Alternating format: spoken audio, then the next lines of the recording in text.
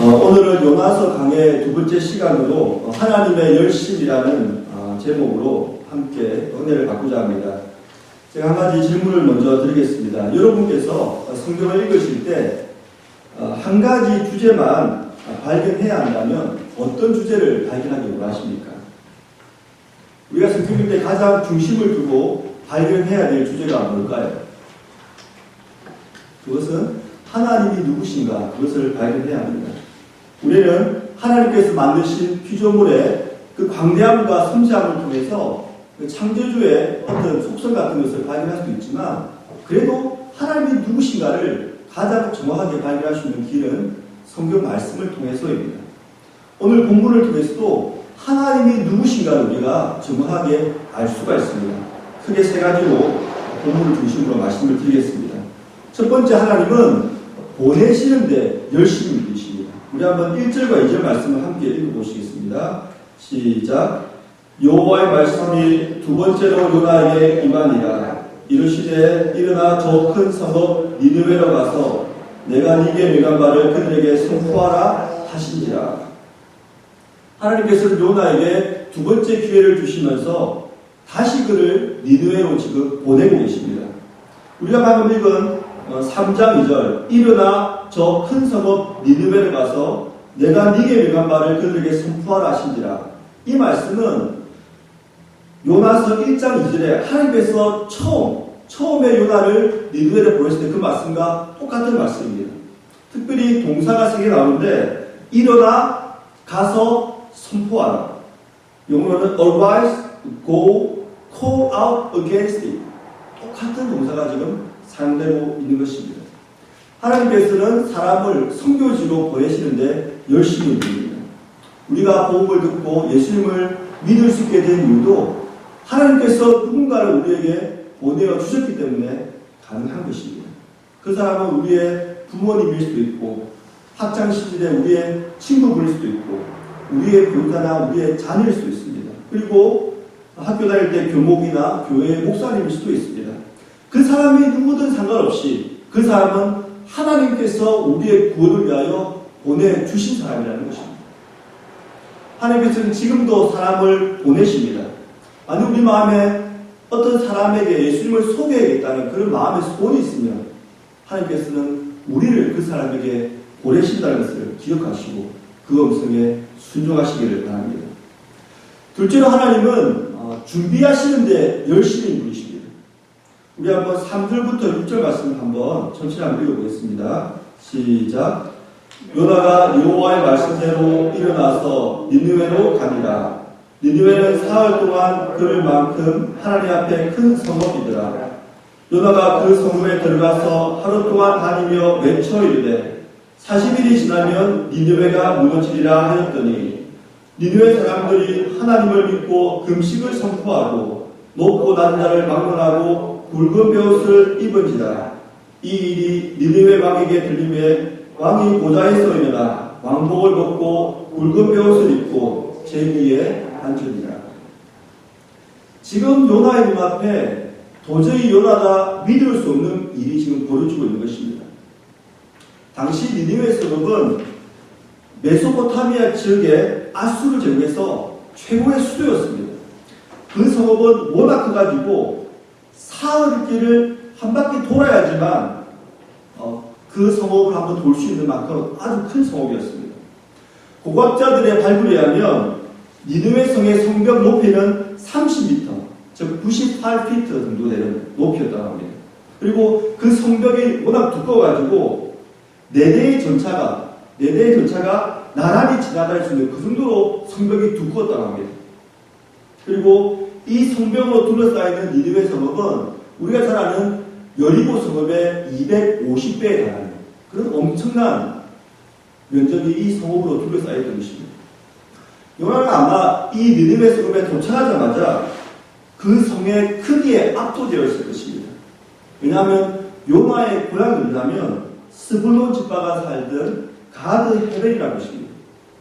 이곳은 예수님의 고향인 나사렛에서 북동쪽으로 약 5km 떨어진 곳입니다. 요나가 태어난 곳은 북이스라엘의 수도였던 사마리아도 아니었고 남유다에 쓰였던 예루살렘도 아니었습니다. 우리가 익히 들어보지도 못한 갈릴리 호숫가 인근에 있던 가드 헤벨이라는 아주 시골 사람이었습니다. 요즘으로 말하면 저 강원도 산골에 있던 사람이 뉴욕 메라탄에 와가지고 그 고층 빌딩을 보고 그냥 정신이 좀 이루어질 정도로 그런 지금 요나가 상황에 처했던 것입니다. 요나는 지금 물고기 뱃속에서 기적적으로 살아나왔기 때문에 마지못해서 하나님의 말씀을 증거하고 있습니다. 40일이 지나면 니느웨가 무너질 겁니다. 40일이 지나면 니느웨가 무너질 겁니다. 이렇게 외치고 있었습니다. 하지만 요나의 마음에는 정말 어떤 마음이 들었을까요? 40일이 지나면 이 니느웨 성이 무너지리라는 하나님의 말씀이 정말 그가 믿을 수 있는 말씀이었을까요? 저는 비록 그 말씀을 외치고 있는 요나일지라도 그 마음속에는 이런 생각을 했다고 생각합니다. 전차 4대가 지나갈 만큼 소금의 두께가 이 막강한 이 니느웨 성읍을 과연 누가 무너뜨릴 수 있을 것인가?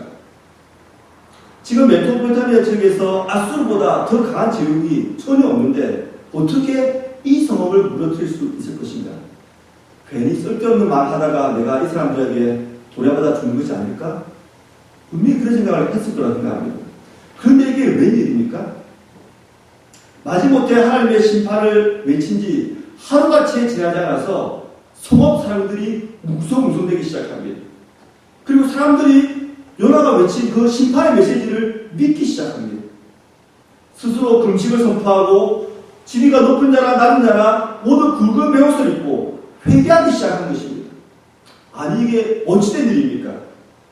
믿음도 없던 이스라엘의 시골 선지자가 그냥 힘없이 맺힌 한마디의 그 말 때문에 당대 최대 강국이었던 니느웨 그 성읍에서 회개가 일어난 것입니다. 이것은 하나님께서 미리 그 사람들의 마음을 준비시켰다고 보지 않으면 있을 수가 없는 역사입니다. 그러면 어떻게 니느웨 사람들이 요나의 말을 듣고 회개했을까요? 영국 런던 대학의 아시리안 학과를 가르치는 도널드 와이즈맨 교수라는 사람이 있습니다. 이 사람이 요나가 니느웨 성에 가서 하나님의 심판의 메시지를 외치기 전에 니느웨 사람들이 회개할 수밖에 없는 큰 징조들이 그곳에 일어났다고 말을 하고 있습니다. 학자들은 요나가 니느웨 성에 가서 하나님의 말씀을 외친 그 연도가 BC 763년경으로 추정하고 있습니다. 그런데 요나가 니느웨 성에 가기 2년 전 BC 765년에 니느웨 성에 역사적인 대홍수가 일어났습니다. 많은 사람들이 죽고 민심이 흉흉해지기 시작했습니다. 그리고 요나가 니느웨로 간 바로 그해 BC 763년에 계기 일식이 그곳에 일어났습니다. 현대인들 우리는 계기 일식이 달이 해를 가려가지고 태양빛이 보이지 않는 현상이라는 것을 잘 알고 있습니다. 태양과 달과 지구가 공전하면서 일직선상에 놓을 때에 그런 현상이 일어나는 것입니다. 하지만 고대인들은 갑자기 멀쩡한 태양이 달에 가려져서 보이지 않으니까 이것은 분명히 신이 놓였다고 생각하는 것입니다. 2년 전에 큰 대홍수가 일어나고 또 그 해에 계기일식이 일어나가지고 사람들의 민심이 너무 불안하고 흉흉할 때 요나가 그곳에 나서서 하나님의 말씀을 선포한 것입니다. 40일이 지나면 니느웨 성이 멸망한 것입니다.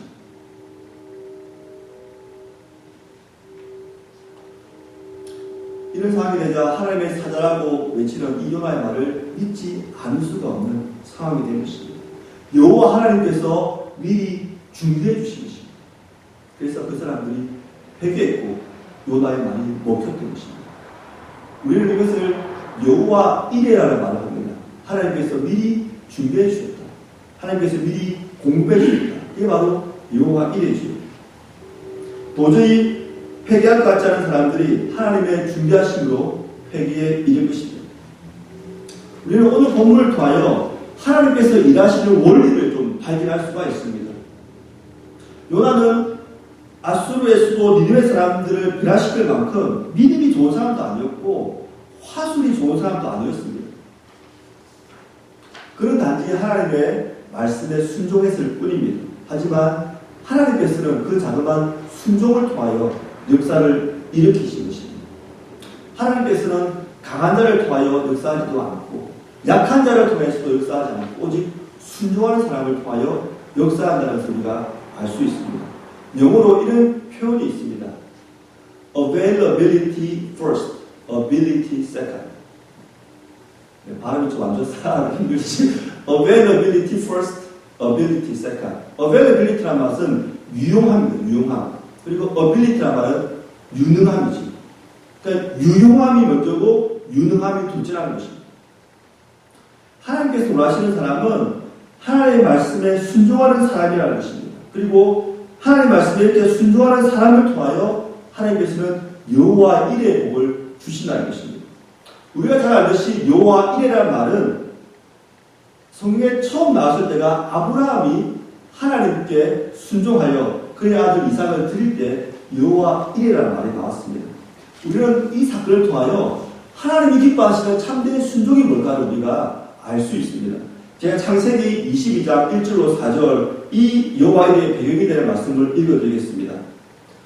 그 일 후에 하나님이 아브라함을 시험하시려고 그를 부르시되 아브라함아 하시니 그가 이르시되 내가 여기 있나이다. 여호와께서 이르시되 네 아들 네 사랑하는 독자 이삭을 데리고 모리아 땅으로 가서 내가 네게 일러준 한 산 거기서 그를 번제로 드리라. 아브라함이 아침에 일찍 일어나 나귀의 안장을 지우고 두 종과 그의 아들 이삭을 데리고 번제에 쓸 나무를 쪼개어 가지고 떠나 하나님이 자기에게 이루신 곳으로 가더니 제3일에 아브라함이 눈을 들어 그것을 멀리 바라본지라. 여기서 아브라함이 세 가지 순종을 합니다. 첫 번째는 즉시 순종을 합니다. 3절 말씀 보니까 아브라함이 아침에 일찍 일어나 나귀의 안장을 지우고 이걸 보니까 early the next morning 그 다음날 바로 아침 일찍 떠난 것입니다. 하나님이 말씀하시자 준비해서 그 다음날 바로 아침 일찍이 떠난 것입니다. 순종은 미루면 안 됩니다. 순종을 미루는 순간 그 사이에 뭔가가 개입하기 시작해서 순종을 이룰 수가 없는 것입니다. 신약 성경에 보면 예수님께서 제자들을 부르시는 장면이 많이 나옵니다. 그런데 이 제자들에게 공통점이 하나 있습니다.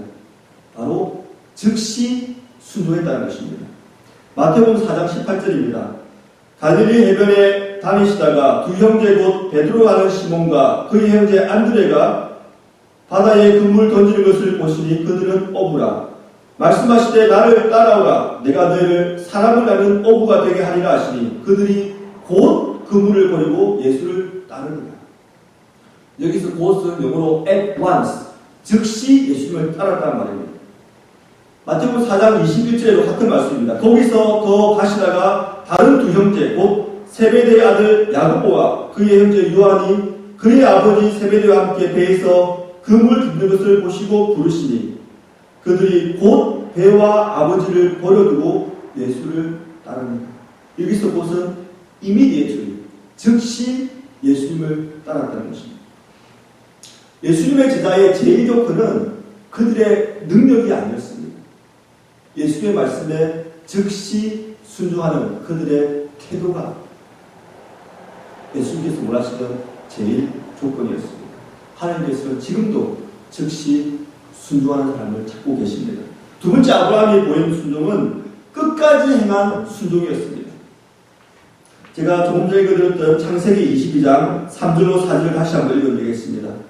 아브라함이 아침에 일찍 일어나 나귀의 안장을 지우고 두 종과 그의 아들 이삭을 데리고 번제에 쓸 나무를 쪼개어 가지고 떠나 하나님이 자기에게 일러주신 곳으로 가더니 제3일에 아브라함이 눈을 들어 그곳을 멀리 바라본지라. 그 당시 아브라함이 있던 곳은 브엘세바였습니다. 그리고 하나님께서 이삭을 드려야 했던 그 산은 모리아 땅이었습니다. 그 길은 3일 길이었습니다. 몇 시간이면 갈 수 있는 그 거리가 아니라 이틀을 자야 했고 3일이 되었어야 비로소 도착할 수 있는 그곳이었습니다. 아브라함이 거기까지 가면서 얼마나 많은 생각을 했겠습니까? 하지만 아브라함은 끝까지 하나님의 말씀에 순종했습니다. 결코 뒤돌아서지 않았던 것입니다. 우리도 주님의 뜻이라면 끝까지 순종해야 합니다. 세 번째 아브라함이 보인 순종은 믿음으로 행한 순종이었습니다. 아브라함은 3일 길을 가면서 무슨 생각을 했을까요? 지금까지 평생 섬겨왔던 하나님에 대한 믿음이 깨어졌을까요? 아니면 자신의 아들을 번지라고 드려한 하나님에 대해서 의심을 가졌을까요? 우리가 성경을 자세히 보면 성경은 그렇게 기록하고 있지 않습니다. 성경은 아브라함이 네가 생각하는 그 이상의 믿음을 가졌다고 말씀하고 있습니다. 히브리서 11장 17절 말씀입니다. 아브라함이 시험을 받을 때에 믿음으로 이삭을 드렸으니 그는 약속을 받은 자로되 그 외아들을 드렸느니라. 그에게 이미 말씀하시기를 네 자손이라 칭할 자는 이삭으로 말미암으리라 하셨으니 그가 하나님이 능히 이삭을 죽은 자 가운데서 다시 살리실 줄로 생각한 자. 아브라함이 보인 순종은 믿음으로 행한 순종이었습니다. 하나님께서 분명히 이 이삭이 너의 자손이 될 것이라고 말씀하셨기 때문에 지금 비록 번제로 드릴지라도, 즉 이삭이 다 타버릴지라도 그 이삭을 하나님께서는 다시 부활시킬 수 있다는 그런 하나님에 대한 믿음이 있었던 것입니다. 그래서 그가 믿음으로 이삭을 번제로 드리려고 했던 것입니다.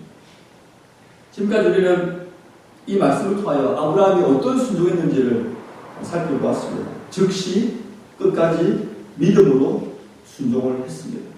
우리도 하나님의 말씀을 읽는 중에 혹은 기도하는 중에 혹은 예배 중에 하나님께서 우리에게 주실 말씀이 있다면 우리도 아브라함처럼 즉시 순종하고 끝까지 순종하고 믿음으로 순종해야 될 줄을 믿습니다. 우리가 그러한 삶을 살 때 하나님께서 여호와 일에 축복을 주실 것입니다. 마지막으로 하나님께서는 용서하시는데 열심히 계십니다. 용서하시는데 열심히 계십니다. 좀 말씀이 길긴 한데 7절부터 10절까지를 제가 한번 천천히 읽어보겠습니다. 왕과 그의 대신들이 조서를 내려 니느웨에 선포하여 이르되 사람이나 짐승이나 소떼나 양떼나 아무것도 입에 대지 말지니 곧 먹지도 말 것이요 물도 마시지 말 것이며 사람이든지 짐승이든지 다 붉은 베옷을 입을 것이요 힘써 하나님께 부르짖을 것이며 각기 악한 길과 손으로 행한 강구에서 떠날 것이라. 하나님의 뜻을 돌이키시고 그 진노를 그치사 우리가 멸망하지 않게 하시리라. 그렇지 않을 줄을 누가 알겠느냐 한지라. 하나님이 그들이 행한 것 곧 그 악한 길에서 돌이켜 떠난 것을 보시고 하나님의 뜻을 돌이키사 그들에게 내리리라고 말씀하신 재앙을 내리지 아니하십니다. 아수르 왕과 그의 대신들은 하나님의 재앙을 피하기 위해서 조서를 전 국민에게 내립니다. 그런데 그 조서 내용을 자세히 보면은 크게 4가지입니다. 첫 번째는 짐승이든지 사람이든지 모두 금식하라. 둘째는 사람이든지 짐승이든지 모두 굵은 베옷을 입어라. 세 번째는 하나님께 힘써 부르짖어 기도하라. 네 번째는 악한 길에서 돌아서라는 것입니다. 이 조서들은 모두 회개의 중요한 요소들이었습니다. 금식하고 베옷을 입고 기도하고 돌아서는 것입니다. 그런데 우리가 10절 말씀을 주의해서 보면 하나님께서 이 성에 재앙을 내리지 않는 결정적인 이유가 나옵니다. 그 4가지 중에 무엇을 보시고 하나님께서 재앙을 내리지 않으신가를 말씀하고 있는 것입니다. 10절 말씀입니다. 하나님이 그들이 행한 것 곧 그 악한 길에서 돌이켜 떠난 것을 보시고 하나님의 뜻을 돌이키사 그들에게 내리기라고 말씀하신 재앙을 내리지 아니하십니다. 하나님께서 그들에게 눈여겨보신 것은 그들의 삶입니다. 그들이 악한 길에서 떠난 삶을 보시고 하나님께서 재앙을 내리지 아니하신 것입니다. 금식하는 것, 배옷 입는 것, 기도하는 것 다 중요합니다. 하지만 진정한 회개는 잘못된 길에서 떠나는 것입니다. 이 니느웨 사람들은 짧은 기간이었지만 하나님 앞에서 진실한 회개를 했습니다. 그래서 하나님께서는 뜻을 돌이키시고 재앙을 내리지 아니하신 것입니다. 하나님께서 이렇게 진실하게 회개한 사람들을 용서하시기에 열심히 부르십니다. 지난 주간에 사랑과 모임을 가졌는데 이번 달 성경부 주제가 레위기서입니다. 레위기 1장을 보면은 이스라엘 백성들이 자신의 죄를 속죄하기 위해서 동물, 짐승을 태워서 번제로 드리는 장면이 나옵니다. 이때 동물이 타는 냄새가 여호와께 향기로운 냄새가 난다고 이렇게 성경에서 말하고 있습니다. 레위기 1장 9절을 한번 제가 읽어드리겠습니다. 그 내장과 정강이를 물로 씻을 것이요 제사장은 그 전부를 제단 위에서 불살라 번제를 드릴지니 이는 화제라 여호와께 향기로운 냄새입니다. 왜 동물이 타는 냄새가 여호와께 향기로운 냄새가 될까요? 좀 어떻게 보면 이상하지 않습니까, 여러분? 동물의 가죽을 벗기고 그 동물의 각을 뜨고 불 위에 놓아서 태워가지고 그 동물의 타는 냄새가 여호와께서 좋아하시는 것에 대한 것입니다. 좀 하나님이 좀 이상하지 않습니까? 그러면 이 부분을 영어로 보면 이렇습니다. It is a burnt offering, a food offering, an aroma pleasing to the Lord. 이 동물을 태워가지고 이 아로마, 이 냄새가 pleasing to the Lord, 우리 여호와께 기쁨이 된다, 즐거움이 된다는 것입니다. 고작 동물을 태우는 것이 하나님의 pleasing, 기쁨이 된다는 것이죠. 궁극적으로 말씀하려고 하는 것이 무엇이겠습니까? 단지 동물을 태우는 것이 하나님의 기쁨이겠습니까? 그 타는 바베큐 냄새가 하나님의 기쁨이겠습니까? 아니죠.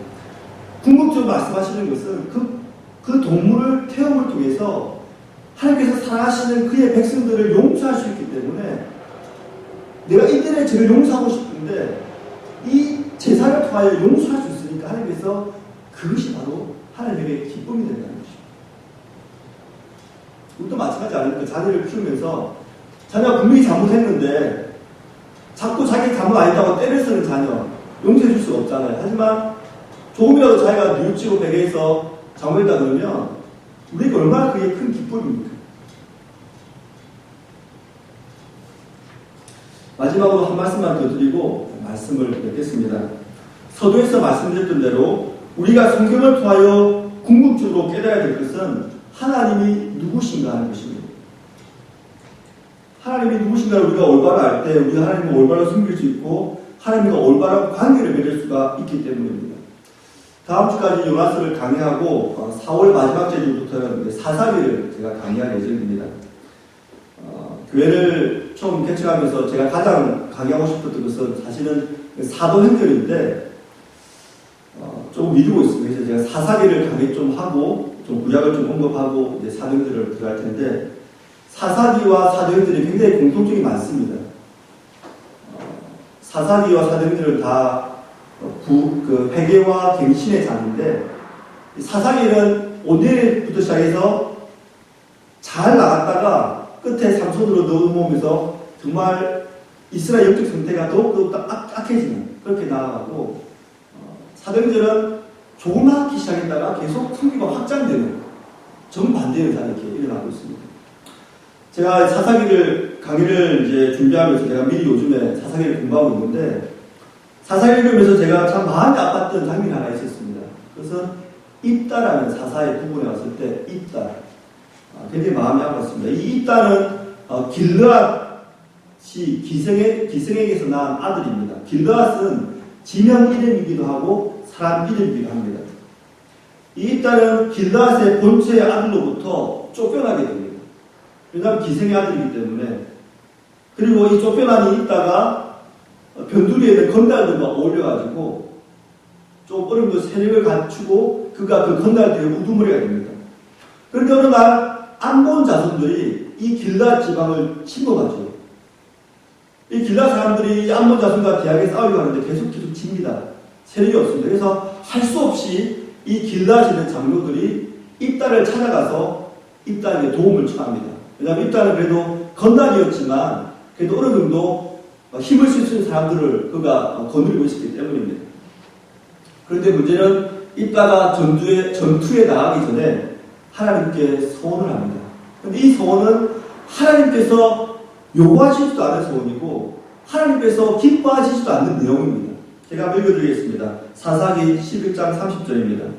그가 여호와께 소원하여 이르되 주께서 과연 암몬 자손을 내 속에 넘기시면 내가 안본 자손에게서 평안히 돌아올 때에 누구든지 내 집 문에서 나와서 나를 영접하는 그는 여호와께 돌릴 것이니 내가 그를 번제물로 드리겠나이다. 누구든지 자기 집 문에서 나와서 나를 영접하는 사람을 번제로 드리겠다고 지금 정말 황당한 지금 서원을 지금 한 것입니다. 신명기 12장만 보더라도 인신제사는 여호와께서 가증히 여기시고 미워하신 거라고 분명히 말씀하셨습니다. 그런데 이따가 왜 이런 서원을 하나님께 했을까요? 그 당시 가나안 지역에 있던 이교적인 문화의 영향을 받았기 때문입니다. 이따는 지금 이방 우상처럼 하나님과 거래를 한 것입니다. 나에게 승리를 주시오. 내가 내 집에 처음 나온 사람을 당신에게 제물로 바치겠소. 이렇게 하나님을 잘못 알고 하나님과 거래를 한 것입니다. 그리고 만약에 자신의 딸이 자신의 영접하러 나왔으면 어떻게 해야 됩니까? 그러니까 하나님이 누구신가를 알았다면 어떻게 해야 됩니까? 하나님 아버지, 제가 잘못 소원했습니다. 죄송합니다. 제 잘못을 용서해 주십시오. 이렇게 나오는 것이 하나님을 올바로 아는 것이고 하나님을 올바로 섬기는 것이었습니다. 하지만 일단 그렇게 하지 못했지요. 왜 그렇습니까? 자신이 한 소원을 깨면 하나님께서 그에게 벌을 내릴 거라는 그런 하나님에 대한 잘못된 인식을 가졌기 때문에 이따가 그렇게 행동할 수밖에 없었던 것입니다. 우리가 하나님을 어떻게 아느냐? 그것은 우리가 신앙생활을 하는데 가장 중요한 요소라는 것입니다. 그래서 호세아서에서는 이렇게 말합니다. 6장 3절입니다. 그러므로 우리가 여호와를 알자. 힘써 여호와를 알자. 그의 나타나시는 새벽빛같이 어김없나니 비와 같이 땅을 적시는 늦은 비와 같이 우리에게 임하시리라. 이 호세아가 이스라엘 백성에게 간구합니다. 우리 제발 여호와를 좀 똑바로 알자. 힘써 여호와를 알자. 우리가 하나님을 알아야지 올바로 섬길 것이 아니냐. 이렇게 호소를 하는 것입니다. 그리고 그 다음에 조금 설명이 붙습니다. 하나님은 새벽빛같이 어김없나니 항상 동일한 하나님이죠. 새벽에 동의 새가 뜨듯이 항상 하나님은 새벽빛같이 항상 일정히 우리에게 임하신다는 것입니다. 그 다음에 중요한 말이 나옵니다. 비와 같이 땅을 적시는 늦은 비와 같이 우리에게 임하시리라. 이 말이 약간 좀 한국 번역에서 좀 헷갈리는데 영어로 보면 좀 더 클리어합니다. He will come to us like the winter rain, like the spring rains that water the earth. 하나님은 어떻게 우리에게 오시냐면 winter rain, 겨울비와 같이 우리에게 임하시고 spring rain, 봄비와 같이 우리에게 임한다는 것입니다. 여러분, 우리는 좀 감이 안 오지만 그 당시 이스라엘 백성에게는 이 겨울비, 봄비라 그러면 그냥 축복의 원천이었습니다. 제가 개회 창립예배 때 제가 설교했던 그런 좀 같은 비슷한 비유인데요. 이 겨울비는 뭐냐면 이스라엘 땅이 얼마나 정말 너무 사막지구죠. 너무 광야이기 때문에 얼마나 메말라 있어요. 그런데 이 겨울비는 가을에 내려가지고 땅을 부드럽게 해줍니다. 그래서 비로소 겨울비가 내린 다음에 그 땅을 갈고 씨를 뿌릴 수가 있게 되는 것입니다. 이 봄비는 뭐냐면 이 뿌려진 농작물에게 봄에 비가 와서 농작물이 이제 자랄 수 있도록 해주는 것입니다. 그러니까 하나님이 어떻게 우리에게 임하시냐면 이 호세아가 하나님을 어떻게 알아야 되냐고 말하냐면 겨울비와 같이 봄비와 같이 우리를 축복해 주시는 분이고 우리에게 은혜를 주시는 분으로 하나님을 알아야 된다고 지금 말씀하고 있는 것입니다. 오늘 본문도 궁극적으로 그 말씀을 지금 우리에게 하고 있습니다. 하나님께서는 누군가를 우리에게 보내셔서 우리를 구원하시기에 기뻐하시는 분입니다. 그리고 하나님께서는 우리의 구원을 위해서 우리 마음밭을 준비시키시는 분이십니다. 그리고 우리가 조그만 회개를 할 때 하나님께서는 그 회개를 기뻐하시고 우리를 용서하시는 분입니다. 사랑하는 여러분, 우리 1주간 동안 살면서 우리 하나님이 어떤 분이신가 좀 더 힘써 알아갑시다. 그리고 우리가 그 하나님을 참되게 예배하고 그 하나님을 또 우리 이웃에게 소개하는 그런 복된 한 주가 되기를 간절히 부탁을 드립니다.